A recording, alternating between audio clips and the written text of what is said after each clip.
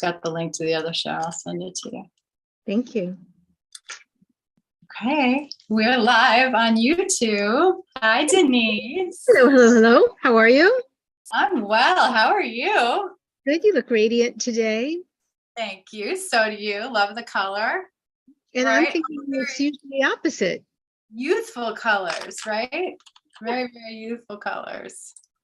So we've got a really amazing topic today, but before we introduce it, we're going to introduce the show. So I'm Carrie, and this is Denise, and this is What's the Takeaway? So if you're new to our channel, Denise and I have been long-term friends and business partners for many, many years, though you wouldn't be able to tell it because we're aging backwards, right? We're going to share that with everyone today. At least we're going to start aging backwards.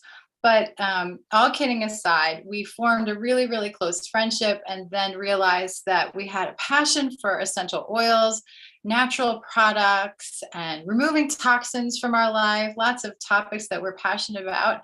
And we thought it would be really, really fun to bring some of our knowledge out into the world and partner together, because it's so much more fun to do it together than alone, of course.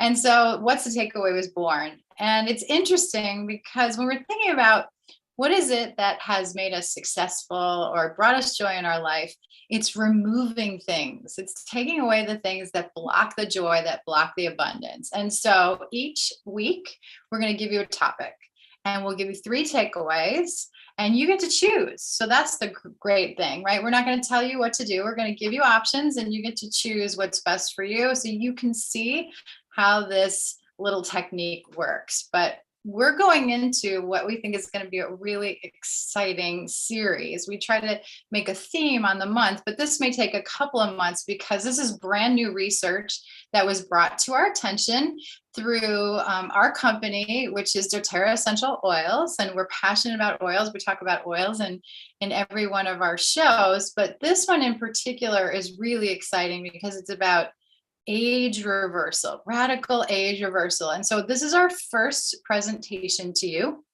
And in this show, we're going to go over the overview, the plan, the concepts, the ideas, because it took us a while to actually get this into our heads that this was even possible. So Denise, I'm going to turn it over to you. And if you could introduce the takeaways and maybe start us out.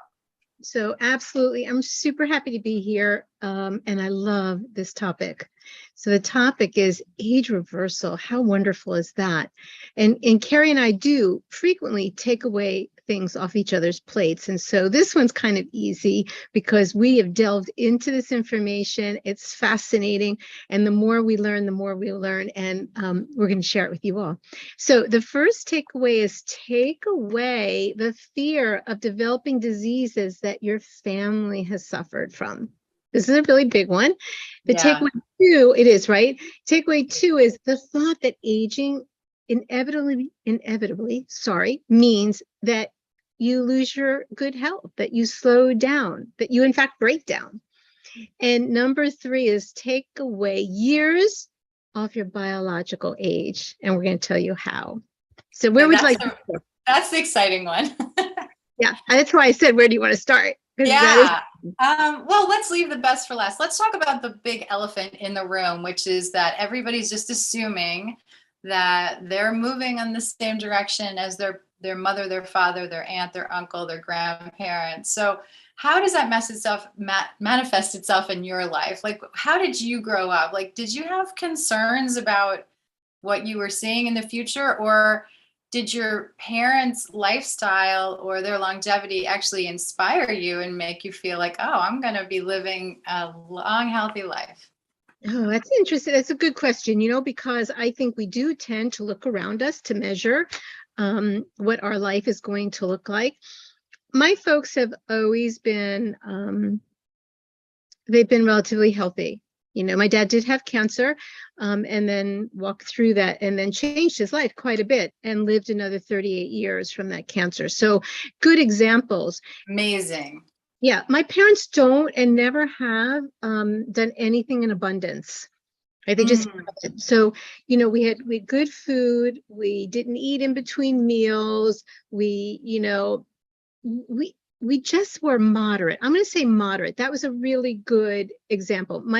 My grandmothers lived to their early 90s, and so that was cool. My grandfathers did not. Actually, they died relatively young, but both of them were in the landscaping business, and both of them used a lot of chemicals, right? Chemicals, pesticides, Yeah, and yeah, yeah. herbicides. Yep. And that can really shorten your life, which we'll go into, right? But Yep. I think the thing is, when I look at my family, I think, okay, I'm doing pretty well. But I do think that people feel like they're predisposed to things. And Carrie, we've talked about this.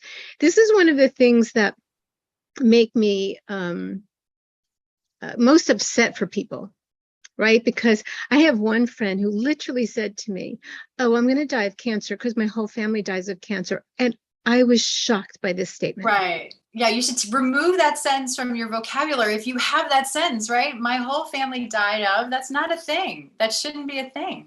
No, and we know why, because it's so much about lifestyle as opposed to DNA, right? Right. Which we get into. But I'm 60 now, and you've shared studies with me and with many other people of how we can be most productive between 60 and 80. More productive Right. than we ever have before. And so that's my goal. But to be there, I want to be healthy. I want to be agile. I want to have energy and have vitality. So this is a great topic. How about you? How do you perceive it? Well, it's really interesting because I grew up with a really sick mother. And so I was always being prepared for her to die, and she never did. I mean, she's still living. I know it's sort of a crazy mindset to be in. I became very self-sufficient though, because I was taught things at a young age, which I don't think is necessarily, a bad thing. But conceptually, the idea was she has this disease and the disease will kill her.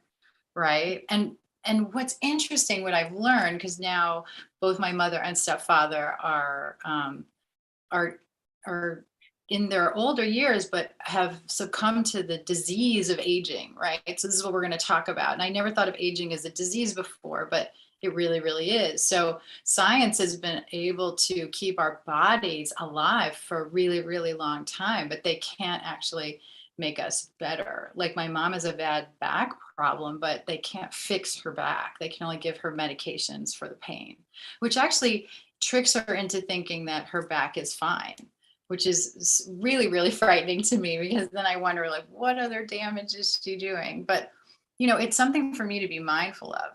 I don't accept that's my fate. I don't accept that my lifestyle doesn't have an effect on the way I live. I don't think it's predestined. Um, but I also didn't realize that medicine could keep you unhealthy for a really long time. That was really, really surprising for me. It's fascinating, isn't it? I Yeah. mean, it's fascinating. Like I It's see, called lifespan science, which I didn't even know was a thing, lifespan science, that when people go to the doctors, they want to live longer. Like they don't want to die. People are afraid to die. And I understand that. Right. So the answer we came up with was we have machines and drugs and methods to keep you alive. But I'm not sure that's what people meant. Like when they went no, to the doctor, I don't think that's what they meant. but isn't that what everyone just assumes, right? Oh, you're Yeah. this age. What medicines are you taking? I'm not talking medicines with anyone, by the way. So, like that's not going to be the conversation when I get together with friends for dinner. And because No, this is not, but it's accepted. We just it is. assume that when we hit this age, this is going to go, and eyesight's going to go at this age, and oh, the knees, and it does not have to be.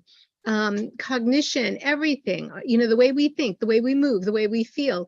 I have a beautiful example. My mother's 88. My father, did just pass away, but at 89. And like I said, a 38-year survivor of cancer. But Amazing. she's 88, and I will tell you, God bless her. She moves and thinks and is involved in so many things, which I think is keeping her, and gratitude. She's always in gratitude. But her friends who are 4 to 6 years younger, Carrie, they're just not having the same life. They're not Same enjoying the results. same quality. No. And, where she's on maybe 2 medicines, right? Medications, her Right. friends, whole list. So, and Right. that goes back to you saying they keep you alive, but what's the quality?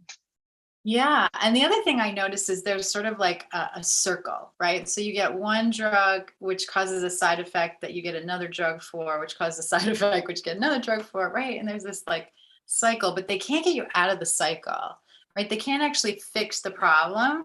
They just block it or Am I, they, am I allowed to say I don't think they want you out of the cycle? oh, that's like a whole nother show. We won't do that show today. No, he won't You do that just show. drop that little thought there, a little thought Okay. bubble, and we'll let people take that wherever they want to go. But it is certainly an interesting premise, you know. Yeah. Yeah. All right. Anyway, but yeah, so let's talk about the reality of it. What is the reality of your genetics and the role that your genetics play in aging? Yeah, but I think everyone thinks that our DNA predisposes, right, what it's going to be. Right. And everyone assumes, I think, at an age, our health, slowly declines and we fall into any number of disease states, which could be any of the predispositions, Right. right? But how many times, so I was thinking of this before we got on the call, how many times have um, we've been quote unquote diagnosed by medical professionals or anyone, friends, family? Well, something's happening. And they say, well, you're older. Oh, right. I think that's not an acceptable reason, No. And actually, the science is telling us it's not true. which is a beautiful thing, right? So we've been saying this all along. This doesn't have to happen, and now we have science to prove it. I love what I'm reading. I think the books and the doctors we're following are brilliant. I'm so glad they're doing the studies. And I think that what we've witnessed with many of our loved ones, right, and how they may have suffered or become frail, you know, body parts decline. I think that we no longer have to look at it as like this linear function, right? Like Yeah. that we lose this at this age and that at that age, and and that there's some kind of health deterioration that we all have to go through at specific ages. Like I want to pull away from that because it can't be. And the reason I know, the reason I know it can't be is because there are younger people who don't feel as well as we do. Right. And I So, think that's what triggered the science that's going on right now, the science of aging. mhm. So I think one of the things we have to get off the table right now is only 5% of your genetics predispose you, not guarantee, predispose you, okay, to a particular aging or degenerative disease, right? So like, yes, if someone in your family had cancer, you have a 5% chance of potentially, not getting, potentially. That means that 95% is within your lifestyle control. And that 5% isn't a guarantee. It's just like swimming in that little 5%. Even identical twins, it goes only up to 15%. Their environment really does determine, and their lifestyle really does determine that outcome. But let's talk about rusting and breaking down. Let's talk a little bit about biological age versus chronological age, because I think that's also something we have to bust open a little bit. So you just shared with everybody that you're 60, right? And that you had that birthday. Did it change the way you thought about your life and your health? Oops, I think I lost her. Hopefully, I'm still broadcasting, so I'm going to keep talking for a little bit. So, when we talk about biological age and chronological age, they're really not the same thing. And so, what the science is telling us right now is that the years of your life, the birthdays that you count, the number of times you go around the sun, really doesn't determine how healthy you are or you aren't. In fact, there are younger people, like you could have a 40-year-old that has different markers for aging that could be as high as 70. or 80. You know, maybe they have a liver that if you were to date it, right, in an age, it would be maybe a 50 or 60-year-old liver in a 40-year-old chronological body. Or vice versa, you could have a 50-year-old who has the brain of a 30-year-old, which would be really, really cool, right? So that's the kind of thing we want you to start thinking about, that you have two different things. You have a chronological age and you have a biological age. And so that is going to be a big determining factor as to how you start to live your life and the outlook that you have and where you're moving. Now, we were just talking about our bodies breaking down. Apparently, Denise's computer just broke down. So we're going to give her a minute to hopefully reboot that and see if she comes back and joins us. But don't worry, we're just going to keep moving forward in our discussion because we want you to have these takeaways. So just to review one more time, the first takeaway was you got to get out of your mind that whatever it is your family has been subjected to, or diseases that they've had, or the destination that they ended up in, right? Whether it's cancer or Parkinson's or Alzheimer's disease, oops, get a little fly, that it's not your fate. It's not your fate. Oh, here she comes back. So that's number one. And number two is this idea of resting, right? So like, do our bodies automatically break down at a rate that we can't control, that this is just fate, that your brain is going to start to shrink and that your liver is going to start to break down and that your skin is going to start to age and you're going to have these wrinkles and things like that. Hi, Denise. I think you're back. Can you hear me? I can hear you. Can you hear me? Yes. Okay. So I'm sorry about your computer. I guess it prematurely aged. Oh my gosh, it made a crackling noise and cut off. Oh, well, that's something you don't want in computers, nor do you want that in your body. No.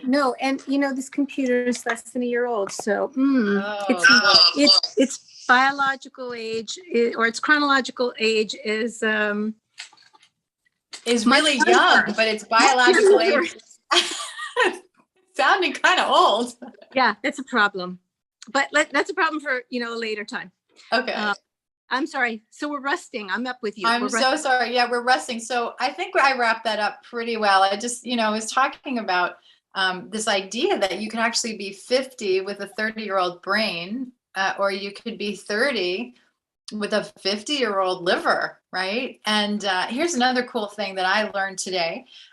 Your biological age is by cell type. Isn't that cool? So you can have, and the thing that ages the slowest in our body is our brain, which I guess is a good thing because it's the control center of everything else. But I thought that was really interesting that you could have like really old skin, but you could have like a moderately old liver, and you could have like a really old heart. So there are over 200 cells in the body, cell types, and those cells will age at their own rate depending on stressors and other things. And I think one of the key things that we're going to get to in this series is insulin resistance, right? This idea that we have trouble in our society managing glucose for a lot of reasons. It's diet, it's lifestyle, it's alcohol, it's lack of sleep, it's cortisol level, it's all that kind of good stuff.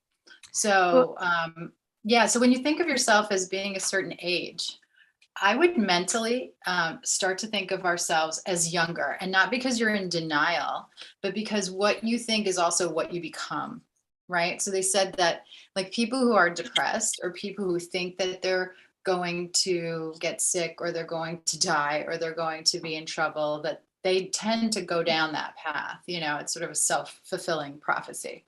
But if we can actually stay really, really positive, it's like my sister-in-law used to say, this is her 25th anniversary of her 25th birthday. And actually that's kind of cool. Like, set an age that feels vital to you and just stick to it, right? You are mentally whatever it was. I really liked being 38. I don't know why. It was a fun age. It was an exciting time in my life. And, maybe I'm going to stay 38 forever. Who knows? Why not? And, if you want to celebrate birthdays, that's great. And you want to put numbers that just keep going up and talk about trips around the sun, that's fine. But in terms of how you live and your vitality, we want you to stay as young as possible. Which brings us to our third takeaway, which is take away the concept that, aging is inevitable, that there's really nothing that you can do about it, that you can't reverse it. Because guess what? You can. And Well, I Denise and like what you were saying about, Go ahead. the way you think about yourself.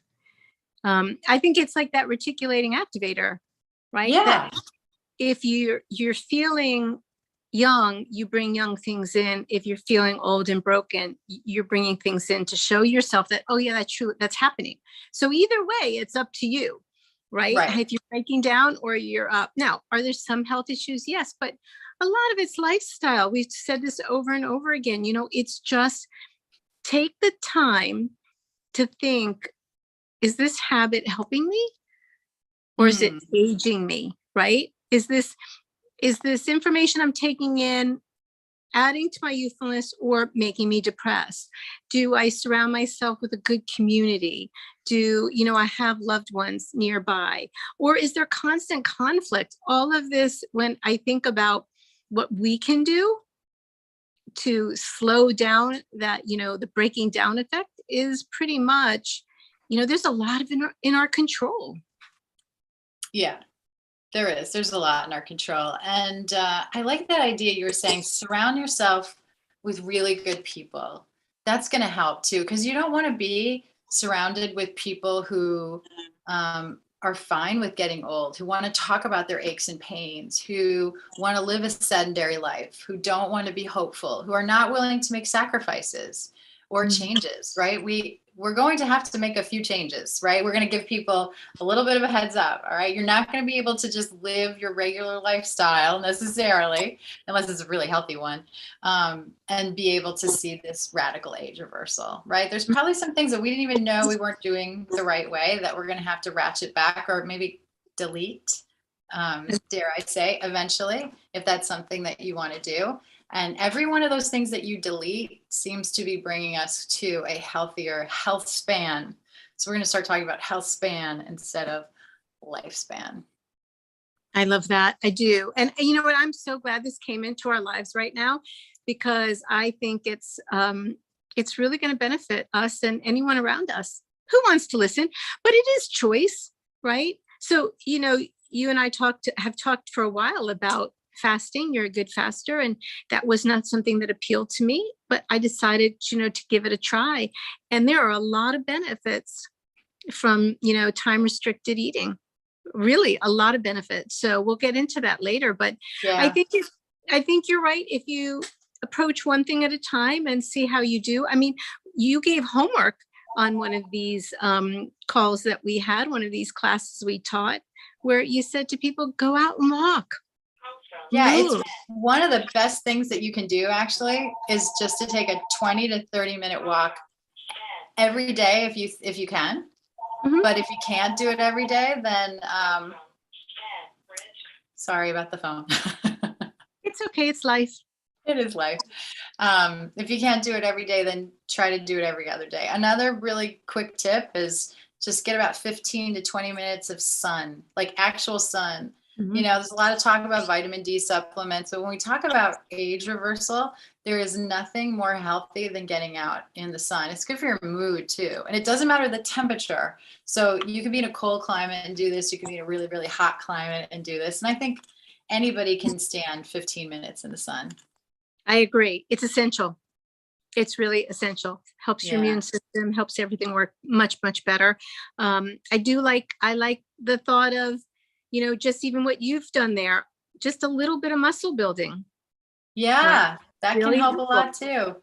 My Yeah. New Year's resolution, if anyone saw that show in January, my New Year's resolution was 20 push-ups a day, and I'm pretty consistent. I think I've missed it 4 times, but the next day I did double. I'm not sure it works that way.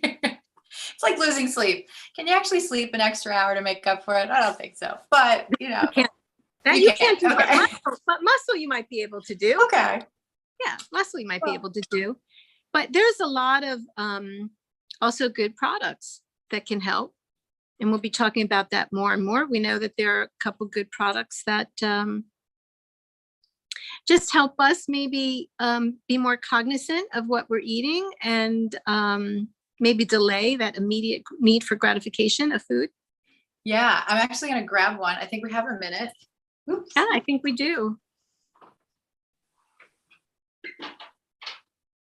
Do you have it?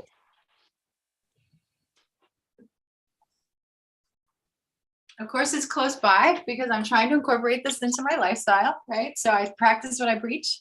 It's called Slim and Sassy. I happen to have it in an oil form, but they also make a gel cap.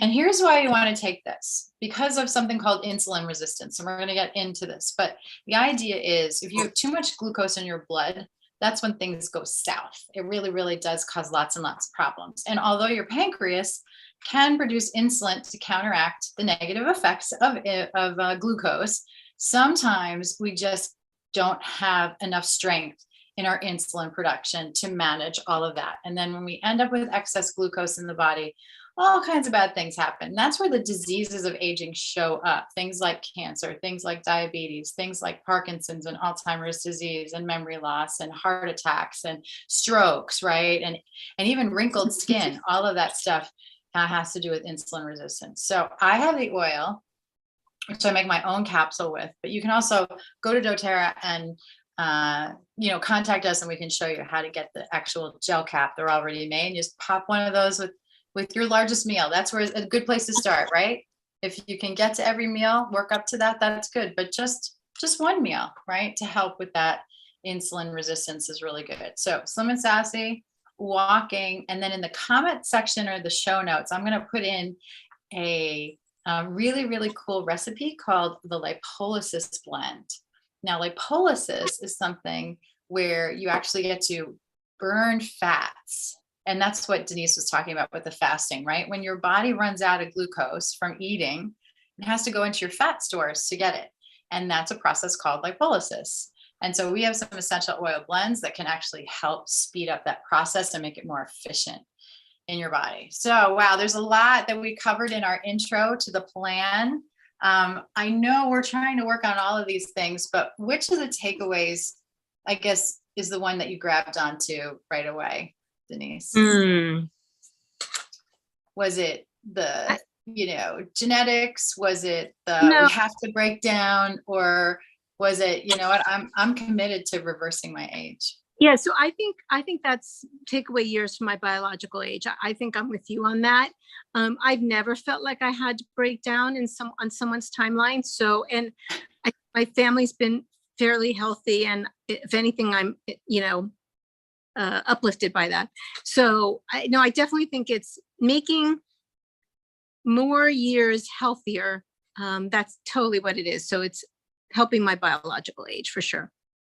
Yeah, I love that. I have no idea how long I'm going to live, and I'm not actually sure I'm one of these people who wants to have like this big number at the end of my life, but I do want the quality. I really, really want to know that every day I've done whatever I can to take care of my body as best as possible, and that the reward for that is that my body's going to give back to me all that it can.